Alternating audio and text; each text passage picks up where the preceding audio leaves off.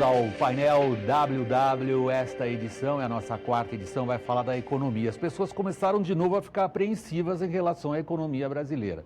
Eu sou velho o suficiente por ter passado por muita turbulência quando a gente fala de economia brasileira. Achava que estava já a coisa meio ajeitada e de repente as pessoas outra vez se perguntam para onde a gente vai, com a economia.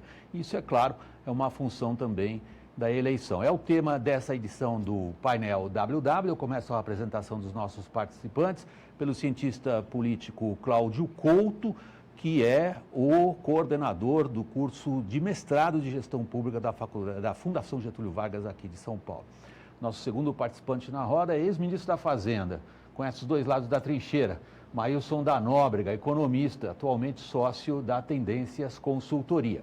Temos como terceira participante economista advogada Helena Landau, que é do Conselho do Livres. E que é a nossa novidade, temos enorme orgulho de apresentar a nossa plateia, que, como vocês sabem, participa mais tarde aqui da conversa com os especialistas conhecidos no assunto economia. São alunos, estudantes de vários cursos, depois eles se apresentam, é no terceiro segmento. O primeiro ainda nem comecei, é daqui um instantinho. Até já.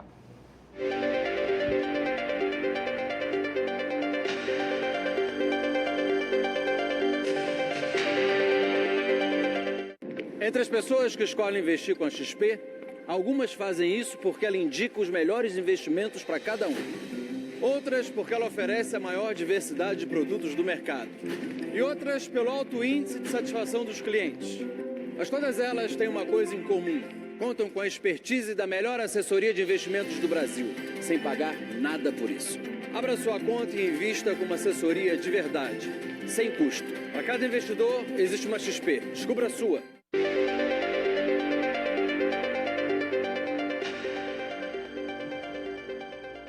Painel WW começando, Cláudio Couto. Para onde vai a economia, afinal? Bem, eu não sou economista, aqui estou com dois economistas, mas eu entendo que vai depender muito, evidentemente, primeiro, né, no primeiro momento, daquilo que fosse revelando como resultado eleitoral, a depender de quem sejam os candidatos que comecem a despontar nas pesquisas, evidentemente você vai ter diferentes reações do mercado. E desse ponto de vista o cenário é altamente incerto, porque a gente tem uma eleição que primeiro talvez das mais fragmentadas do que nós temos desde o início da redemocratização, desde as primeiras eleições presidenciais, ainda mais complexa do que a primeira, porque a primeira eleição presidencial, embora muito pulverizada, era uma eleição em que você tinha... 1989. 1989. Era uma eleição solteira, né? Só se disputava a presidência da República, e agora a gente tem uma eleição que mistura governador, Congresso, assembleias legislativas, ou seja, tem muito mais coisa em disputa, a concatenação de todo esse cenário é mais complicada, né? Eu vou fazer uma brincadeira, Cláudio Couto, passando a pergunta para o Maílson da Nóbrega. Eu entendi da resposta dele que ele não sabe dizer para onde vai a economia, você sabe? Olha, eu acho que... Ex-ministro da Fazenda, sócio de uma consultoria importante, o pessoal todo está perguntando, esse sabe. Olha, eu acho que... É um puro bom estilo de bom humor, tá, Cláudio? Não, eu sei. Eu não sei mesmo. Não, eu acho que todos os analistas estão de acordo com uma coisa. A economia está se recuperando, né? Você está tendo dúvida nessas últimas semanas do ritmo de recuperação, né? Havia um certo otimismo, alguém falava que a economia ia ser 4% este ano, 3,5%, 3%.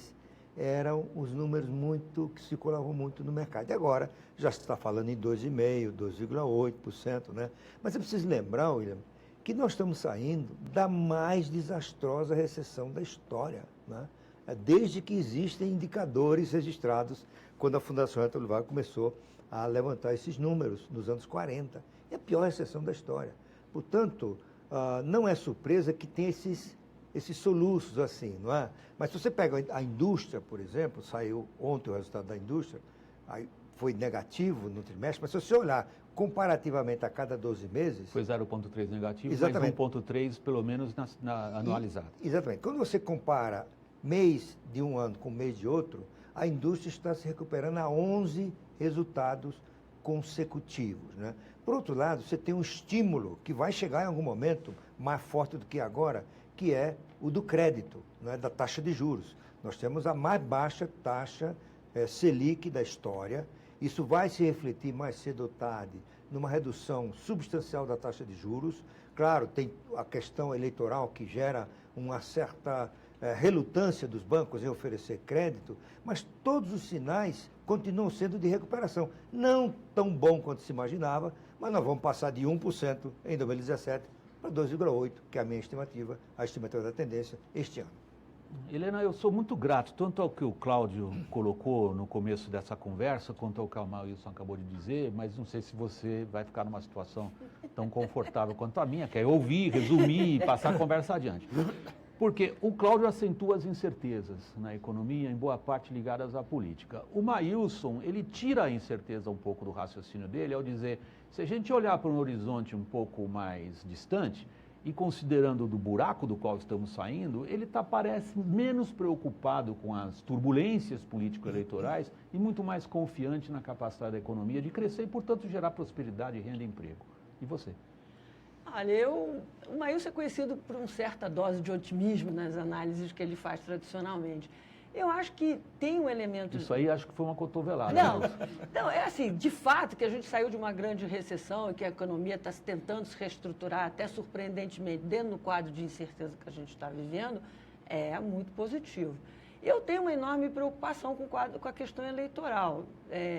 O teu horizonte você recuou para cá. Não, eu tenho uma preocupação da questão eleitoral porque eu acho que o 2018 vai ser definitivo para o futuro de uma geração. Essa que é a questão. Porque eu Portanto, para a análise que o Wilson fez. O Wilson está olhando assim, nós vamos continuar crescendo, eu estou preocupado assim, se em 2018 nós temos uma divisão entre mais intervencionismo, um retorno a um projeto que deu errado, com a nova matriz econômica, intervenção na economia, de novo discussão que a questão fiscal não é bem esse problema, ou a gente vai partir para as reformas e os ajustes e a agenda de abertura e competição que a gente precisa.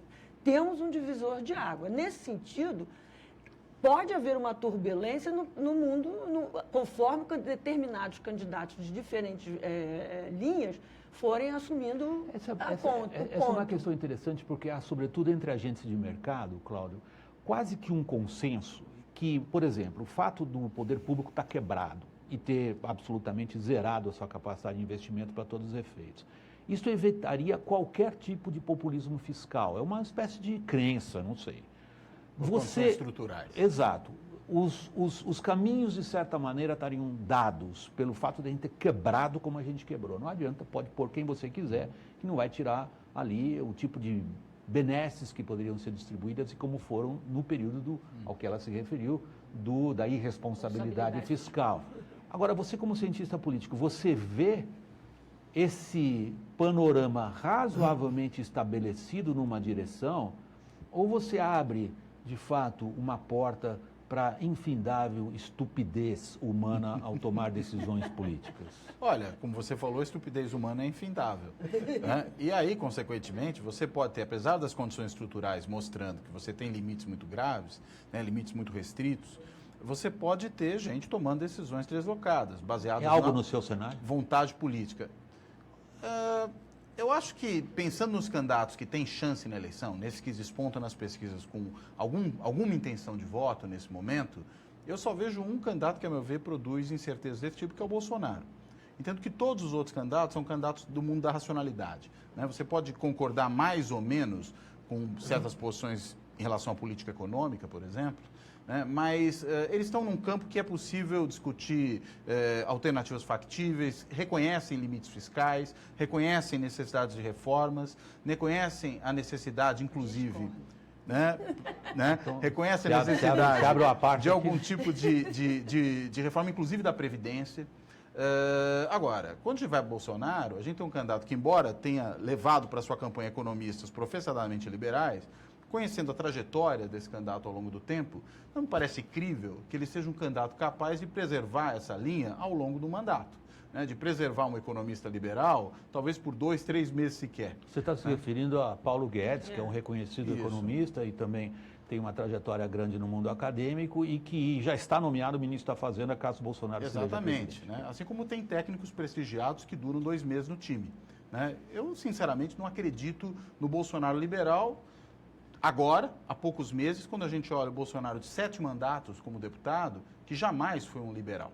né? Então, me parecem coisas incongruentes, né? Eu prefiro acreditar na moderação de candidatos que historicamente são moderados, independentemente do seu estilo pessoal, do que propriamente pensar em candidatos que, além do seu estilo pessoal, têm uma trajetória intervencionista, autoritária e tudo mais. Helena, não sei se você vai falar nesse instante, eu acho que a coisa voltou para o Maílson e voltou feia para ele. Depois eu volto, porque Tá eu bom, discordo. Eu acho ok. que tem um Mas candidato só para não que perder o promete ponto, o que você... não dá para fazer. Desculpe, Helena, você concluiu. Desculpe, eu interrompi você. Ok. Maílson, na sua primeira intervenção aqui no painel WW, você chamou a nossa atenção para o seguinte: vamos olhar para um horizonte um pouco distante.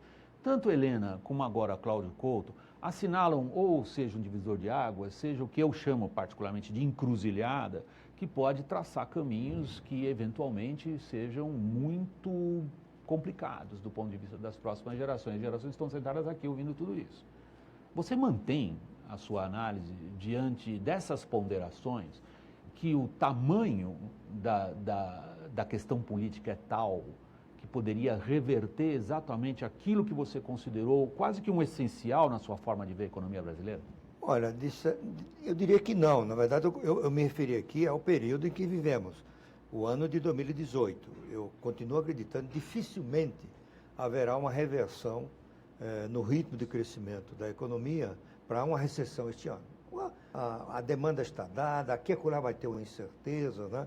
Agora, para frente, aí eu vou concordar com todo mundo aqui, inclusive com o que falou a Helena. Isto é, na minha avaliação, estas serão as mais importantes eleições da história do país. E como é que você está vendo isso? Olha, eu acho o seguinte, primeiro não tem meio termo. Ou nós vamos para uma situação em que, pegando novamente o ponto da Helena, gerações futuras têm a expectativa, a perspectiva de um país que pode caminhar no rumo para a prosperidade, ou um retrocesso, não só de natureza política, mas de natureza econômica.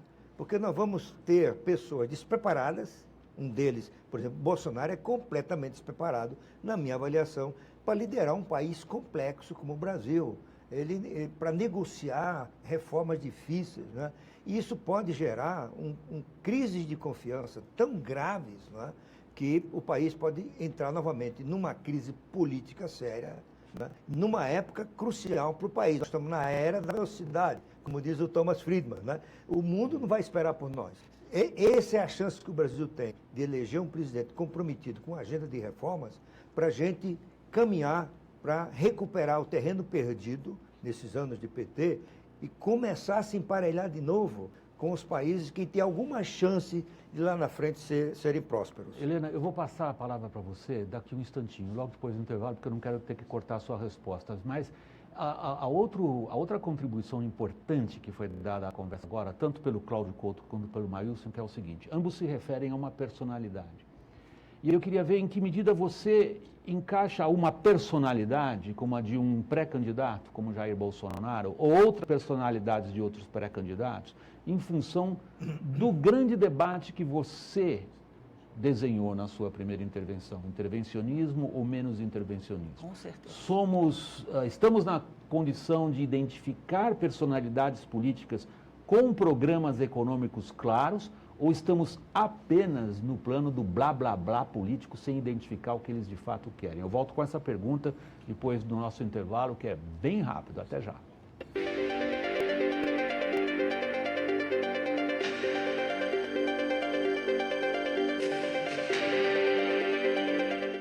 Entre as pessoas que escolhem investir com a XP, algumas fazem isso porque ela indica os melhores investimentos para cada um.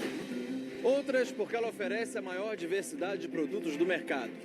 E outras pelo alto índice de satisfação dos clientes. Mas todas elas têm uma coisa em comum: contam com a expertise da melhor assessoria de investimentos do Brasil, sem pagar nada por isso.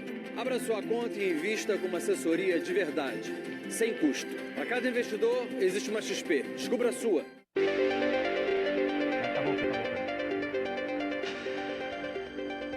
Bem-vindos todos vocês de volta ao painel WW, discutindo nessa edição, a nossa quarta edição, os rumos da economia em função do cenário político. Helena, a pergunta ao final do primeiro segmento, eu vou resumi-la bastante, é o seguinte: vocês falaram em nomes de pré-candidatos. Esses nomes, na sua avaliação, estão claramente identificados dentro daquilo que você desenhou como principal problema a ser resolvido pela sociedade brasileira, mais ou menos intervencionismo?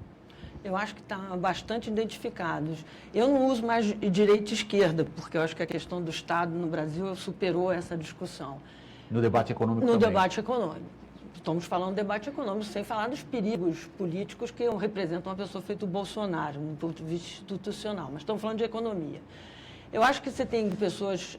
a gente não sabe o que o Joaquim Barbosa pensa, então eu estou tirando essa incógnita, porque também é uma pessoa de personalidade forte, que ainda não definiu se vai ser candidato, nem quem é a sua equipe. Mas se a gente pegar quem de fato está falando de personalidades que eu considero preocupantes, é o Ciro Gomes, é um deles. O Ciro Gomes, ele já falou abertamente que ele vai rever. Tem uma boa formação em economia. Tem, mas ele, no discurso dele, pode ser um estelionato eleitoral, ele mudar de ideia, a gente nunca sabe o que vem, mas ele já falou que vai rever as privatizações, que ele vai rever a venda dos poços de petróleo, que ele vai fazer imediatamente o sistema de capitalização da Previdência, não diz como vai financiar essa transição. São propostas reestatizantes. São propostas que fiscalmente não param de pé. Vai revogar a reforma trabalhista. Vai revogar a reforma trabalhista, ou seja, todos os ganhos de modernização, de abertura da economia, está começando a respirar numa modernidade e uma redução do Estado, ele vem de volta com o Estado. Não isso, aí disfarçado numa discussão liberal, eu apoio a Previdência, mas não é essa que está aqui, eu apoio a Previdência de capitalização.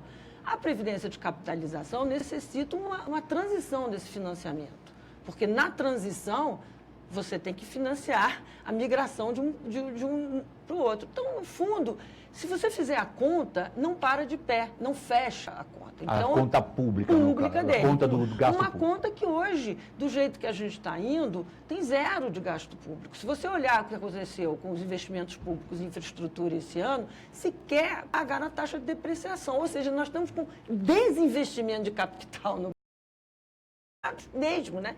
Como a federação vai lidar com a crise dos estados.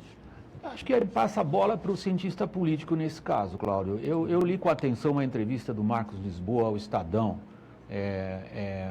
na qual ele se queixa da debilidade, não foi a palavra que ele usou, foi a pobreza. A pobreza do debate, sobretudo em relação à economia. Você vê no cenário político que se desenha, e nós estamos estamos bem próximos já de uma eleição decisiva, como vocês assinalaram. Você vê as questões de economia de alguma maneira aparecendo nas articulações políticas e nos discursos políticos? Ou você já diria para o nosso público agora o seguinte: pessoal, esquece, ninguém vai falar de nada sério de economia até outubro?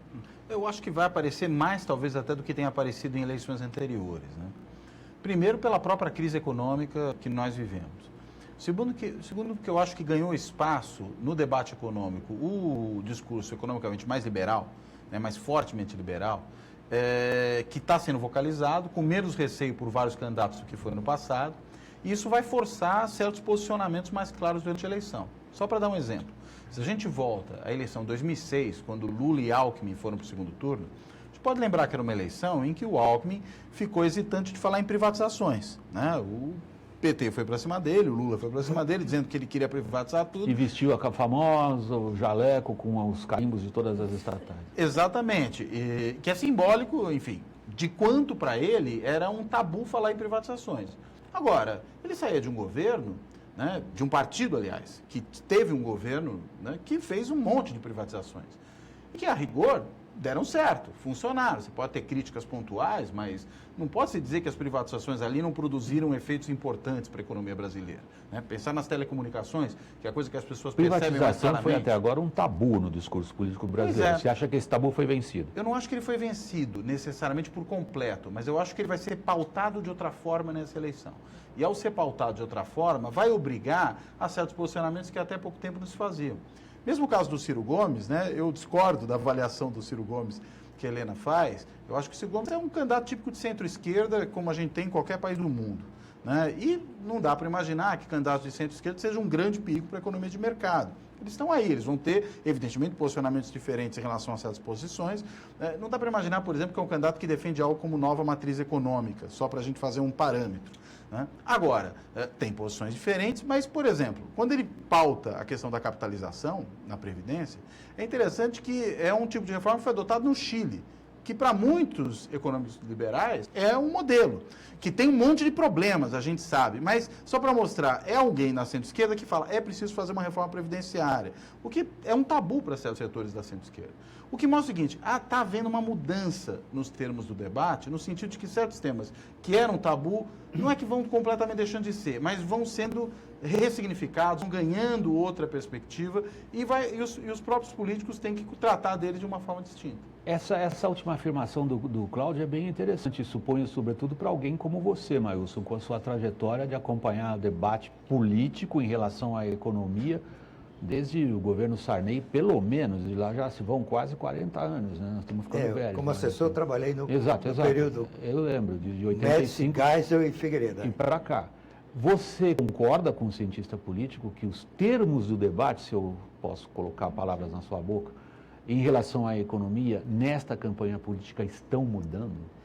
Olha, eu acho, da minha experiência, eu não vou ver nenhum candidato defendendo com muita ênfase essas questões mais profundas de privatização, de reforma da Previdência. As questões estruturais. Porque Candidato competitivo. Capacidade competitiva, porque a pesquisa do Datafolha mostrou que 70% dos brasileiros são contra a privatização. Esse é um dado da realidade. Não é? Na verdade, no Brasil, o grande discurso de experiência de alguns casos, ele ocorre no momento da posse.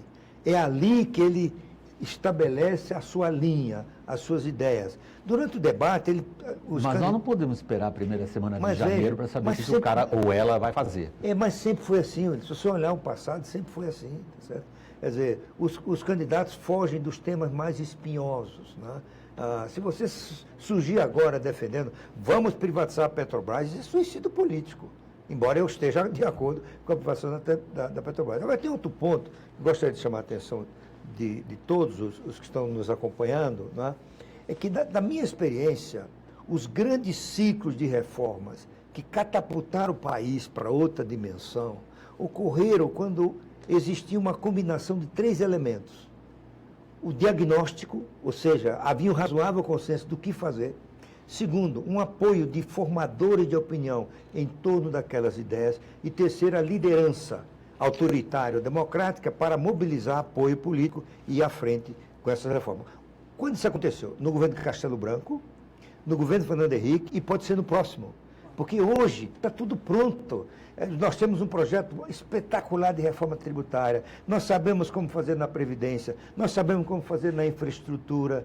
O Brasil já não está mais na idade de fazer diagnóstico, agora é de ação. Né? As ideias estão aí. E onde é que estão as lideranças? Esse é o ponto, tá certo? Mas não é um ponto pequeno, Helena? Não, não é. Se você elegeu esse candidato que a gente falou aqui, esquece. Essa agenda não andará. Eu acho que, Maílson, essa é a grande mudança das eleições hoje para o passado. Essa coisa do fato de ter saído de uma grande crise, ter um diagnóstico base. Assim, quase uma plataforma aberta de ideias para os candidatos poderem acessar. Embora vocês três tenham deixado claro que, dependendo do resultado da eleição, esse diagnóstico vale 0. Não, eu vou chegar lá. Eu discordo um pouco do Marcos hoje no Estadão. No Estadão, porque eu acho que existe esse diagnóstico, eu acho que os candidatos têm noção da gravidade da situação. Ninguém vai antecipar. Ou seja, o debate não é tão pobre. Não é tão pobre. Voltando à questão do Ciro, capitalização. Minha questão não é se é direita ou esquerda, é o seguinte, é exequível?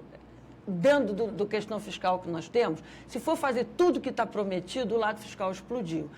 Não dá mais, hoje em dia tem as redes, hoje em dia tem o passado, a história do candidato. Não adianta o candidato, de uma hora para outra, dizer, mas eu não falei isso. Eu era assim há 6 meses atrás, mas agora eu mudei de ideia. As pessoas vão olhar trajetórias, vão olhar as trajetórias de consistência, de ideias. Então, um candidato que durante 7 mandatos foi intervencionista, nacionalista, não pode virar liberal de uma hora para outra. Um candidato que tem uma responsabilidade na administração, como é o Alckmin, vai continuar tendo responsabilidade. Então, são coisas que a gente tem. Agora, o diagnóstico básico, é sobre a questão fiscal, sobre a reforma da Previdência. As pessoas não têm coragem de assumir. Mas é óbvio que a privatização vai ter que entrar. De onde vai sair o dinheiro? Ok, eu acho que vocês são excepcionalmente críticos e vão ao ponto quando vocês se dedicam a tentar entender o que cada um desses nomes é capaz ou não. Eu vou inverter a questão para vocês três agora. E eu vou inverter da seguinte maneira. Ok, sabemos em certa medida o que se pode esperar ou o que não se pode esperar de A, B, C, D ou E. Ponto pacífico. O que é que o eleitorado mostra que ele quer, na sua percepção, de como que o debate econômico chega à cabeça das pessoas que vão votar? Você identifica linhas no eleitorado razoavelmente antenadas com esses grandes rumos do debate, como a Helena acabou de mencionar? Ou você entende um eleitorado que, não importa quais sejam as preferências em termos de A, B, C, D ou E, ainda de tal forma preso ao que foi, a ponto de impedir aquilo que vocês consideram necessário que venha? Olha, o eleitorado quer bem-estar. É isso que o eleitorado quer. Ele não escolhe necessariamente determinadas políticas públicas. Mesmo a questão da privatização, embora as pesquisas mostrem que uma grande parte da população é contrária a privatizações, o que as pesquisas não mostram é a intensidade dessa preferência. A gente não sabe exatamente o quanto o indivíduo é contra a privatização. Isso você pode medir eventualmente pesquisas de outra natureza, qualitativas, por exemplo, ou se você fizesse uma pesquisa de opinião pública em que você medisse, por exemplo, numa escala de 0 a 10, o quanto você é contra a privatização e tal. Desse exemplos concretos e coisas do tipo. Eu diria que, embora nenhum candidato vá ficar falando que a sua plataforma é baseada em privatizações, nenhum governo se torna impopular porque promoveu uma ou outra privatização, para chegar no ponto. Agora, ele se torna impopular se ele tomar medidas que vão fazer o cidadão sentir uma perda de renda, se ele fica desempregado, se a inflação sobe, né? É aí que a coisa efetivamente pega. Por isso que o governo Dilma terminou tão impopular também. Não foi só a questão dos escândalos de corrupção. Foi o fato de que a economia entrou em ladeira abaixo. Esse é um consenso entre todos nós hoje. Não fosse o desastre econômico, provavelmente ela chegaria ao fim do mandato. Muito possivelmente. Agora, e se não fosse também o desastre na relação com o Congresso, que o presidente Dilma, o que nos permitiria depois dar outros exemplos aqui de candidatos como Joaquim Barbosa, mas a gente não está falando disso agora, ok. Não, o assunto é mais economia. Ou seja, estou falando de maneira como Sim, lideranças... de como articular com o Congresso. Exatamente. Agora, as pessoas, o que elas vão avaliar no fim das contas é se aquelas propostas são factíveis, né? Se elas parecem prometer para elas um futuro melhor em termos de bem-estar e, claro, em alguns casos vão tomar o histórico concreto dos candidatos, né? Quem tiver histórico concreto, isso vai ser levantado na campanha e pode ser ou um ponto positivo ou um calcanhar de Aquiles. Mas a sua pergunta, no fundo, é a seguinte, eu estou copiando ela de uma outra pergunta clássica de política. As pessoas hoje têm a cabeça voltada para questões de corrupção e isto empurra os políticos numa direção. Há algo no debate sobre economia que sugira uma possibilidade de a gente estabelecer um comportamento paralelo? Como assim como a gente tem um público completamente, só legitima os políticos se eles tiverem uma ficha absolutamente limpa, você vê no público uma identificação com propostas econômicas que, de certa maneira, balizem o que os políticos podem dizer? Olha, acho difícil, para falar franco, né? Eu acho que hoje existe um ponto que permeia todos os segmentos da sociedade, que é a questão da corrupção. Ok. A corrupção é a preocupação número 1 e ela vai ser um elemento importante, ao meu ver, nas eleições. O segundo ponto é o que falou o Cláudio. O eleitor quer bem-estar, né? O eleitor mediano brasileiro, ele não quer entender muito, né, dessas questões complexas de economista, não é, de administrador público. Ele quer saber, ele quer uma mensagem de esperança, ele quer uma mensagem de que ele pode ter uma expectativa de ter emprego, dos seus filhos terem emprego. Não é? Daí o desafio para os candidatos, particularmente aqueles que têm o mínimo de probabilidade de ganhar uma eleição, de levar uma mensagem de esperança, sem, ao mesmo tempo, não é, enfrentar, como eu falei aqui a palavra, temas espinhosos. Não é? Mas, sem dúvida alguma, eu não vejo no debate, aos olhos do eleitor mediano, algo que possa dar cola em questões econômicas. E a minha última pergunta nesse segmento, antes da gente passar para o terceiro segmento, que aí o público, que é o público da geração que vai assumir o país, entra na conversa com vocês. Helena, o eleitorado aprendeu do desastre pelo qual o país passou? Esse é o meu maior ponto de otimismo, é esse. Porque eu acho que o desastre e a corrupção criaram um espaço para ver o Estado de outra maneira, completamente. Questão da privatização. Infelizmente, entrou pelo caminho errado, pela porta ruim, que é a porta da corrupção, dos excessos. Mas está lá. As pessoas fizeram a pergunta correta sobre privatização. Você prefere ser dono da Petrobras ou você prefere ter escola, saúde e educação? Aí o cara sabe escolher. É uma escolha que você está dando para ele. Se você vai para o sim ou não, é óbvio, me surpreende que tenha dado só 70%. Então, não tem como é que você pergunta. Questão de desperdício do Estado. Acho que a reforma da Previdência parou, mas ficou muito claro para a população o diagnóstico de uma desigualdade na distribuição dos recursos da Previdência. Está pronta para recomeçar esse debate, até no formato até da reforma, da proposta original da Previdência. Diria um exemplo claro da prestação de serviço. O ERJ Rio de Janeiro. Quando teve a crise do Rio de Janeiro, a UERJ há um movimento localizado na UERJ, todo mundo achou que ia ser o caos, que ia dar um jeito de ter verba complementar para a UERJ. Pelo contrário, a questão do UERJ se mostrou o desperdício em serviços, meios, salários que acima da média, uma ineficiência na prestação de contas, que permitiu o debate sobre faculdades públicas ou faculdades privadas. Prestação direta pelo Estado ou prestação através do setor privado de um acesso público à educação. Então, eu acho que a crise de Estado, esse é o meu otimismo, ela abriu a possibilidade de você falar abertamente sobre os defeitos de um Estado grande e incompetente. Nós vamos ver isso daqui a um instantinho. A nossa plateia, composta de estudantes trazidos aqui pelo nosso apoiador, o Centro de Integração Empresa Escola, eles participam da conversa com os nossos debatedores. Até já.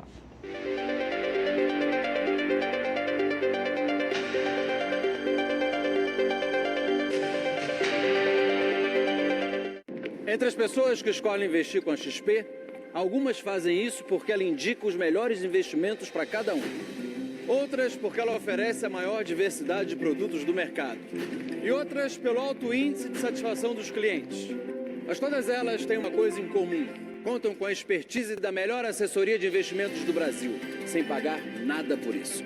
Abra sua conta e invista com uma assessoria de verdade, sem custo. Para cada investidor, existe uma XP. Descubra a sua.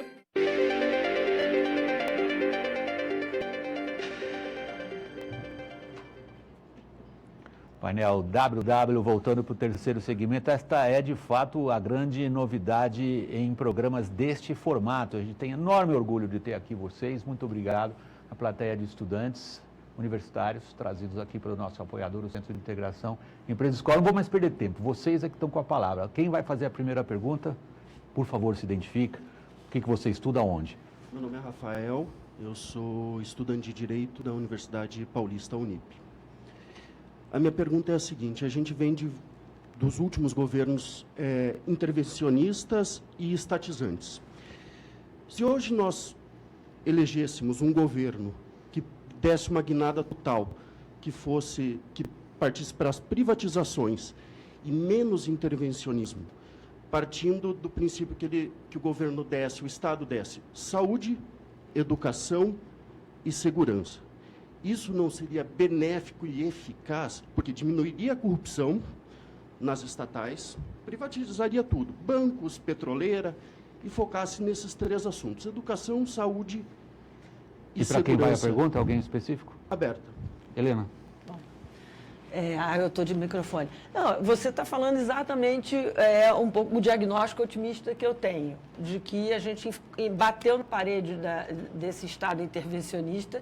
Já não é a primeira vez que o Brasil tenta essa experiência, já tivemos nos anos 70, reproduzido. Por isso me assusta quando alguns candidatos querem voltar. E você tem uma limitação fiscal que não dá nem para pensar em outra opção. Então, a questão é que o Estado tem que focar para também não frustrar a expectativa do eleitor e da sociedade de prestar esses serviços, que ele tem que estar focado de forma ineficiente.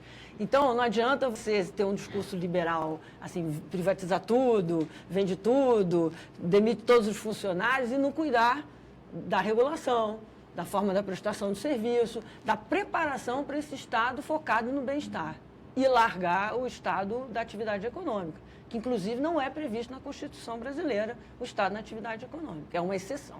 Mas, claro, à vontade. Olha, além do que você falou, eu concordo inteiramente com o teu raciocínio, né?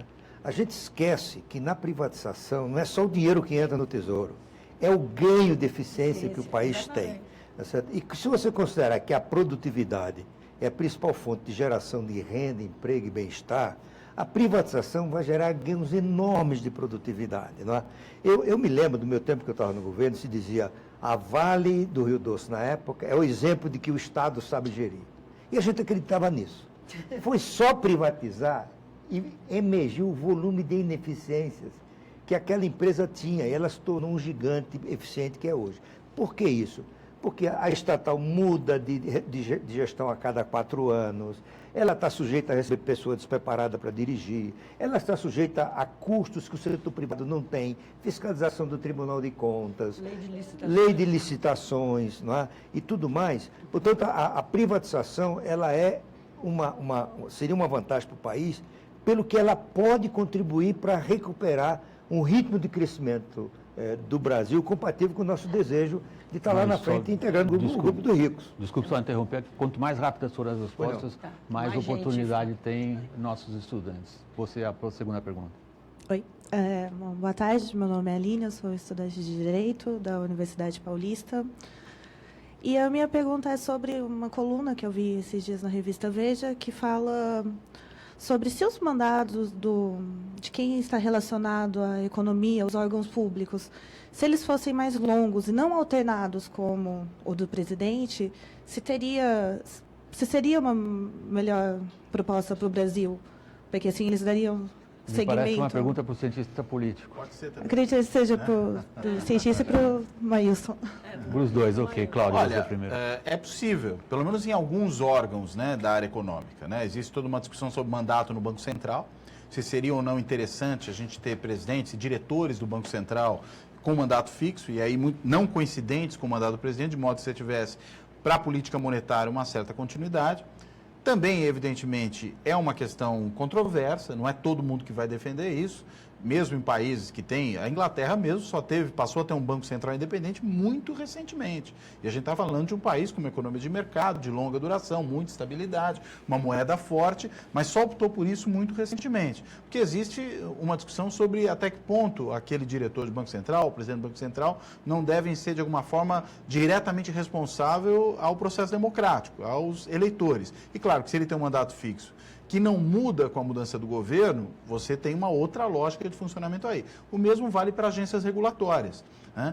Teoricamente, elas deveriam ser agências de Estado e não de governo. De Estado, com mandato fixo, mas também sempre com algum mecanismo de responsabilização. A gente está vendo, inclusive no Judiciário, Ministério Público, por exemplo, toda essa discussão se faz hoje sobre excesso de juízes, promotores, sobre a questão do auxílio moradia. Não faria sentido que eles também prestassem contas à sociedade? A gente está falando de gente que tem mais do que mandato fixo, tem mandato vitalício, na realidade, né? E não está sujeito a qualquer tipo de responsabilização. Se a gente se lembrar de uma pessoa que até recentemente esteve envolvida numa outra confusão, a Denise Abreu, que foi diretora da ANAC, da Agência Nacional de Aviação Civil, tema que o William entende muito bem aqui, e que lá atrás, na época do chamado caos aéreo... Então, eu entendo de avião, da ANAC muito pouco. Da ANAC pouco, né? Foi responsabilizado, porque a ANAC não estava efetivamente fiscalizando, ela tinha um mandato e quando começou a ser questionado, falou, olha, eu tenho um mandato, daqui não saio. Seria importante ter aí algum mecanismo, como por exemplo do impeachment, de uma pessoa que ocupa um cargo como esse. Ou seja, o problema não é tanto você ter ou não um mandato, né? Mas é você ter um mandato que também seja sujeito a alguma responsabilização. Mas eu posso passar para a próxima pergunta? Para a gente ter mais gente fazendo perguntas. Quem que vai ocupar o microfone agora entre vocês? Ali atrás, acho que ele estava pedindo. Está com medo de fazer a pergunta. Gente, eu vou fazer pergunta. Não, não está, ele perdeu o medo. Vamos lá. Meu nome é Alexandre. Sou formado em Engenharia Química pela Fundação Armando Álvares Penteado, FAP, e hoje faço mestrado no IPT, no Instituto de Pesquisas Tecnológicas do Estado de São Paulo. E a minha pergunta sobre a economia é a seguinte: a gente entrou num buraco, assim, se eu posso denominar assim, nesses últimos governos. E muitos estados estão no limite de endividamento fiscal. Como reverter essa situação economicamente? Além das reformas que estão sendo propostas e que nossos Congresso, nossos representantes politicamente agora só estão preocupados com a eleição. Maílson, a pergunta é super super atual. Os Eu estados acho que pediram 14 bi do Refis para o governo federal nessa semana ainda. A Helena tocou um pouco nisso aqui, mas esse é o grande problema para o futuro do Brasil. Se nós não resolvermos o problema fiscal, o país vai se tornar insolvente, ou seja, o governo não vai poder pagar a sua dívida. Os economistas têm um nome para isso, chama dominância fiscal. Ou seja, o Banco Central perde a capacidade de assegurar a estabilidade da moeda e a gente entra novamente num ciclo de inflação sem controle, não é? E esse é o desafio. É um desafio que está não apenas na reforma da Previdência, para torná-la sustentável, não é? Porque ela é a grande fonte de desequilíbrio hoje, não só desequilíbrio do ponto de vista de distribuição de renda, mas também de tamanho, não é? do problema. Mas, sobretudo, o Brasil enveredou por algo que os países do mundo inteiro abandonaram, que é vinculação de recursos, ou seja, a educação tem que ter tanto por cento, saúde tem que ter... Isso é uma forma primitiva, se eu puder dizer isso, de estabelecer prioridade. E como tudo está amarrado, 93% do gasto público no Brasil é obrigatório. Se a gente não atacar isso, você vai ter outro problema, que vai faltar dinheiro para investimento. Já está acabando. O Brasil investiu ano passado durante o programa que nós estamos descapitalizando em termos exatamente. de investimento. Então, olha, eu acho que esse é como fazer, enfrentar para valer esse problema, tanto da Previdência quanto do que os economistas chamam corretamente rigidez do gasto público. O rigidez orçamentária do Brasil é a maior do planeta. Não tem nenhum país que tenha 93% de seus gastos obrigatórios. Acho que a questão que ele está perguntando, uma das questões, a questão é descobrir como a gente vai voltar a crescer. Porque voltando a crescer, voltam a crescer receitas e etc. E eu acho que a gente deixou um pouco fora do debate aqui fundamental a agenda da abertura econômica. Os grandes saltos de produtividade que o país teve, tanto nos fatores de produção quanto no fator trabalho, especificamente, foram nos períodos 91, 95 da grande abertura. Então, isso é um elemento que tem que ser colocado também, porque a gente só vai quando aumentar a produtividade nesse país. Então, a gente não está falando de corte, controle fiscal, previdência, porque a gente é mal, porque a gente é obcecado com questão fiscal. Porque você precisa criar as condições para o país voltar a crescer. Não adianta, sem crescimento nós não vamos chegar a lugar nenhum. Tá bom. Obrigado, Helena. Até a próxima pergunta daqui de cima. Meu nome é Júlia, eu tenho 17 anos e sou aluna do curso de Economia da Unip. A minha pergunta é para o Cláudio. Quando a Helena falou sobre o candidato Ciro Gomes, o senhor falou que discorda da opinião dela.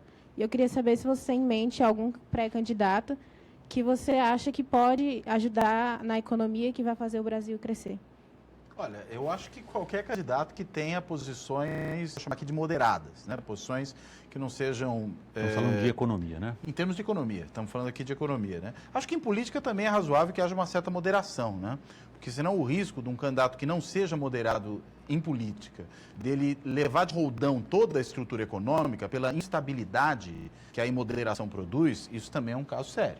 Você gera imoderação, você gera instabilidade social, e daí você tem uma série de consequências. Mas a moderação econômica também. E quando eu falo em moderação, por isso que eu mencionei a coisa de centro-esquerda ou centro-direita, no sentido de que você pode ter candidatos mais a centro-esquerda, mais a centro-direita, se eles tiverem um certo núcleo consensual de políticas que são entendidas como razoáveis, equilíbrio fiscal, combater o desperdício público, combater o desperdício de recursos públicos, combater a ineficiência do Estado do ponto de vista do funcionamento da sua máquina administrativa, né? Ter uma política realista do ponto de vista cambial, enfim, todas essas questões me parece que são componentes que estão presentes em vários candidatos. Eu não acho que você tem um único candidato que tem um monopólio do saber ou do bom senso. É mais fácil, às vezes, identificar os que não têm esse saber ou esse bom senso do que identificar os que têm. Acho que existe um certo núcleo aí. Né? E qualquer um desses, eu não quero fazer proselitismo eleitoral aqui, são candidatos. Ele não quer abrir o voto ainda. Né? Também não. Né? São candidatos. É bom ter perguntas diretas como essa, como a gente fala, pergunta na lata. E às vezes tem respostas diretas, fala, isso eu não respondo. Né? Também é uma possibilidade. É ótimo. Agora, você notou que a resposta dele vai mais ou menos por exclusão, né? Eu sei quem eu não quero, contanto que alguém diga mais ou menos o que eu acho importante. Ali tem vários, foi isso, Cláudio? É por aí. Próxima pergunta. Meu nome é Otávio, estudante de Economia da PUC, e eu queria saber o porquê a taxa Selic caiu muito e a taxa de juros do comércio ainda não caiu. Olha, Temos algum representante de banco aqui? Essa eu passo para o Maílson. Essa é a grande discussão do Brasil hoje, né? Que é a questão do spread. Tá certo? A diferença entre o custo de captação do discurso e a aplicação. Né? E tem várias respostas e tem alguns bons estudos disso aí, mas tem vários fatores aqui que diferenciam o Brasil do resto do mundo. Em primeiro lugar, nós somos o único país do mundo com alguma relevância que tributa as transações financeiras, tanto na captação, quanto na PIS e COFINS, quanto no empréstimo, que é o IOF. Em segundo lugar, nós somos o país de mais baixa taxa de recuperação de crédito, 15,8%. Só para comparar, né, no Reino Unido é 80 e tantos por cento. Ou seja, isso é resultado de o judiciário, não é? Ele é preconceituoso contra o banco. E o juiz acha que ele tem um papel social a desempenhar e não o de fazer prevalecer os direitos de propriedade e os contratos. Né? Então, leva tempo para recuperar um crédito. Às vezes, leva 3, 4, 5 anos para recuperar. Quando no dia que o banco ganha a causa, a garantia acabou. Tá certo? Então, e muitas coisas o banco é condenado a perder. E isso, em economia, se sabe, né? Esse custo é repartido por toda a comunidade.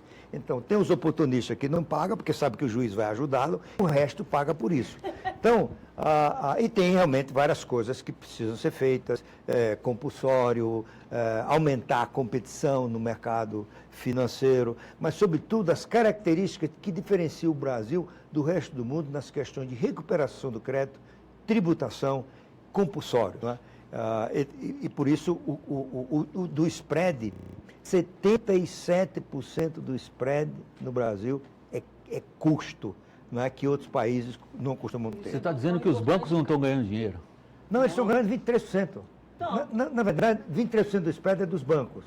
E, na verdade, aí, eu não tenho coração para defender banco, mas você tem que ser um pouco de imparcial, né? A rentabilidade do banco, eu vi agora um estudo da Febraban, feita por pessoas competentes, sérias. A rentabilidade dos bancos no Brasil o ano passado foi a 14ª entre todas as empresas de capital aberto. E, na média, ela costuma ser a 5ª ou a 7ª. Os bancos não são os segmentos mais rentáveis do Brasil, por incrível que pareça. Uma distorção que é achar que se você tirar o imposto da intermediação financeira, você está melhorando o ganho fiscal do banco, não tem uma coisa a ver com a outra. Você ficou convencido com a resposta? Eu vi você acompanhando a resposta, assim, peraí, isso aí afeta o quê, meu cartão de crédito? Foi isso? Você quer voltar ao assunto? Agora, posso só falar um negócio? E é interessante, não é só o juiz, os políticos também são contra. Né? Essa discussão sobre o cadastro positivo foi um ótimo exemplo. Você tinha falado, não, mas é um absurdo esse cadastro positivo, por que quem tiver inadimplente não vai estar no cadastro e não vai poder pegar empréstimo? Eu pensei, mas a ideia não é essa? Não. A ideia não é essa? Para justamente quem não está inadimplente poder pegar um empréstimo mais barato? É curioso como a demagogia, ela aparece aí também, não só por causa do juiz, mas principalmente por causa dos políticos. Gente, eu estou chegando ao final do programa. Alguém da plateia ainda quer... É a última chance, hein, de apertá-los um pouco. Não, eu vou deixar uma última... Alguém? Passou? Eu queria fazer uma coisa que a gente não falou aqui. Que a gente o programa está acabando, hein? Então, a gente está falando de programas, a gente está falando dos candidatos do Novo, a corrupção, o programa e a quantidade de reforma, independente de centro-esquerda ou centro-direita, que o Brasil vai ter que enfrentar. Então, voltando à pergunta dela, eu acho que o candidato que a gente tem que levar em consideração na hora do voto é aquele candidato capaz de coordenar com o Congresso Nacional, ainda que você seja contra o Congresso, a qualidade do Congresso Nacional que está aí, mas é a realidade, capaz de fazer a reforma andar dentro do Congresso Nacional. Até porque o Congresso vai ser o mesmo, né? É bom lembrar o Ulisses Guimarães, ele diz assim, pior do que esse Congresso, só o próximo. Pessoal, última pergunta, rápida, por favor.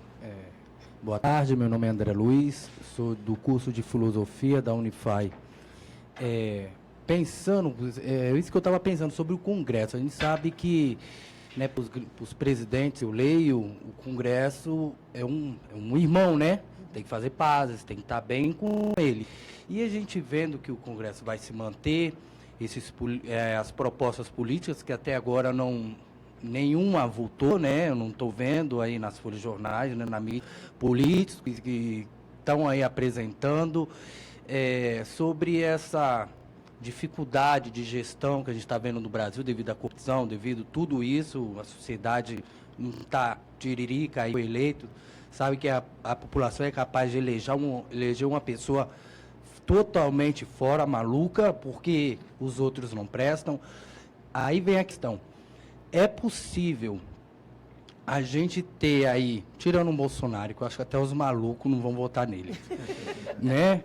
É possível a gente ter aí com o presidente uma pessoa fora totalmente dessa agenda política, aparecendo aí, levando, porque os outros não são confiáveis. Você diz alguém completamente correndo por fora. Né? Vai ter que ser uma resposta rápida para eu não estourar o tempo de cada um de vocês três. Na verdade, a pergunta é a seguinte: qual é o risco que corremos de ter alguém completamente alinhado com o que o país espera que seja feito via Congresso, via negociação, via a política? Eu falei rapidamente uma coisa.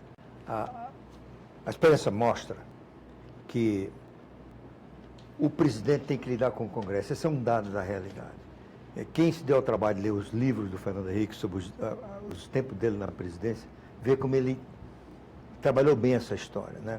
Eu acho que o pior que poderia acontecer para o Brasil seria eleger alguém da noite para o dia, um outsider, uma celebridade, sem nenhuma experiência, sem nenhuma capacidade, nenhuma habilidade de lidar com essa realidade. Tá certo? Porque lidar com essa realidade pressupõe experiência, tempo, personalidade, maturidade, encanto, né? É um conjunto de atributos que você não fabrica da noite para o dia. Rapidamente, vocês veem esse risco ou não de alguém eleito que não seja capaz de cooperar com o Congresso? Helena? Eu vejo, acho que a Helena já pontuou, que é importante que o eleitor olhe para isso. É importante que o eleitor olhe também para o seu voto para o Congresso, porque as pessoas esquecem. Voto para governador, voto para presidente, esquece que tem que votar para deputado e senador. O povo é o deputado. Né? Porque, afinal de contas, se esse deputado, se esse senador, ele for alguém com quem o presidente foi incapaz de se entender, vai travar o governo. E é bom lembrar o seguinte: o poder legislativo é um poder. E como poder, ele pode até derrubar um presidente, isso. Quanto mais impedir que ele governe. Helena, encerrando rapidíssimo. Eu acho que há um desejo na população do novo, e a população não está percebendo que esse novo pode ser um tiro pela culatra, porque na hora que ele assume como uma promessa do novo, ele não tem a capacidade de entregar o que a população espera dele. Pessoal, muito obrigado. Você que está acompanhando o painel WW, queria agradecer aqui a participação dos nossos convidados, começando por Cláudio Couto, cientista político. Ele coordena o mestrado em Gestão Pública da Fundação Getúlio Vargas de São Paulo. Agradeço a Maílson da Nóbrega, economista, ex-ministro da Fazenda, atualmente sócio da Tendências Consultoria. Em terceiro lugar, a economista e advogada Helena Landau, que está no Conselho do Livres. E muito obrigado à nossa plateia de estudantes que veio até aqui, pelo nosso apoiador, o Centro de Integração Empresa Escola, pela participação e a presença de vocês. Muito obrigado a você que nos acompanha. Até o próximo programa.